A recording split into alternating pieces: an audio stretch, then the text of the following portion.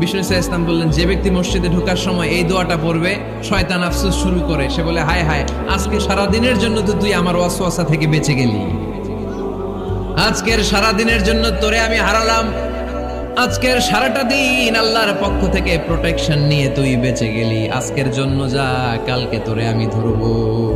এজন্য এই দোয়াটা পড়ার দরকার আছে না? আউযু বিল্লাহিল আযীম ওয়া বিওয়াজহিল কারীম ওয়া সুলতানিহিল কাদীম মিনাশ শাইতানির রাজীম। চারটা বাক্যের দোয়া মুখস্থ করতে কষ্ট হলে যে ইউটিউবে চলে যাবে আজকেই, ওখান থেকে শুনে আপনারা মুখস্থ করে নেবেন। তারপর আল্লাহর হাবিব বললেন, ঢোকার আগে আমারে সালাম দাও। পড়বেন, আসসালামু আলাইকা আইয়ুহান নাবিয়্যু ওয়া রাহমাতুল্লাহি ওয়া বারাকাত।